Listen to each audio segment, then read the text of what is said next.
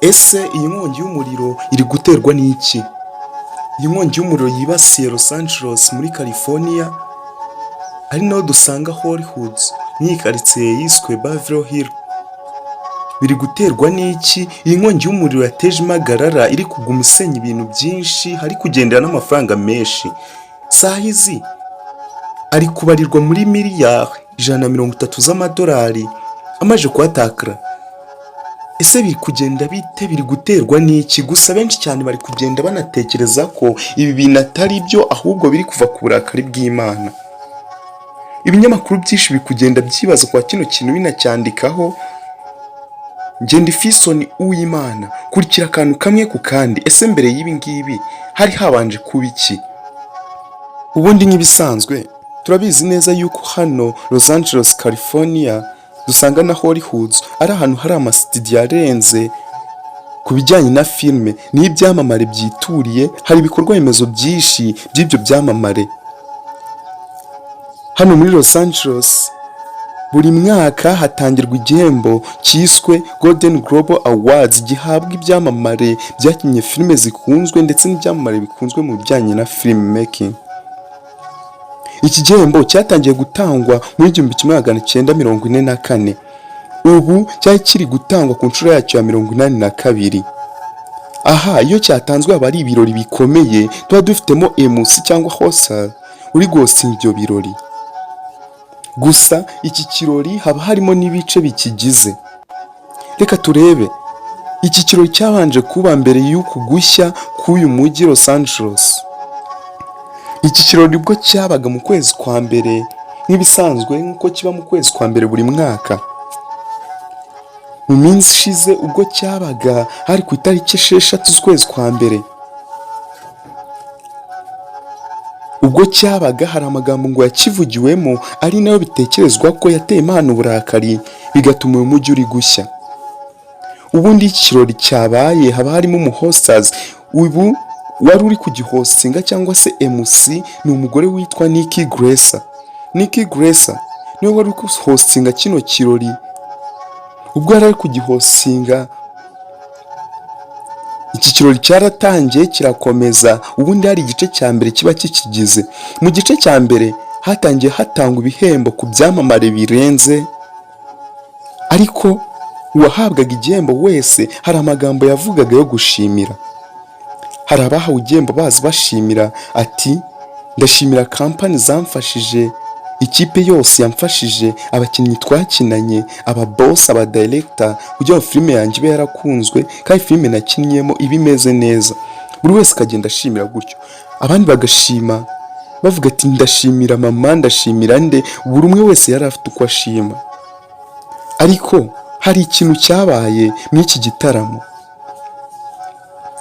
Ibi birori hari icyabayemo. Batanze amanota y'abashimiwe cyane iki gice cya mbere ubwo cyari kimaje kurangira. Uyu Nikki Grace wari nka MC mwa kino kirori yarateruye aravuga ngo, abantu bose bagiye bashimira kandi babikoze neza. Turasa nkaho dusoje kino gice cya mbere, kandi buri wese wagiye ushimira yagiye avuga amagambo atwika meza y'ukuri, atwika pe. Arangije ahita asa nkaho abajije ikibazo, arabaza ngo ese ninde ubundi waba wabaye wa mbere mu bashimiwe? Bashyize ku manota basanga uwashimiwe cyane ari aba boss, amakampani n'ikipe byagiye bifasha muri production z'ayo mafilme. Ariko habonetsemo n'andi majwi y'abashimiye mama.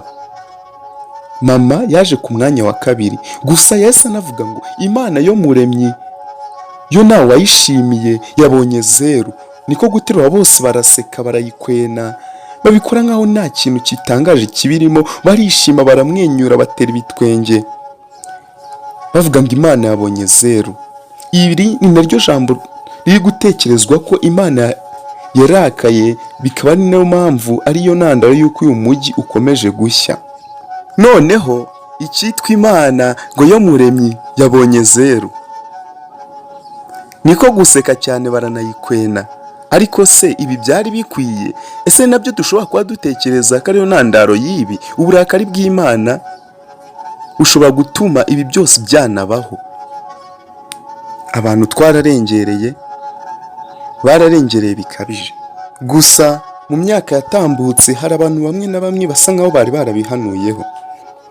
Hari abantu barenze batatu bagiye bavuga kwa kino kintu nubwo kibaye muri uyu mwaka.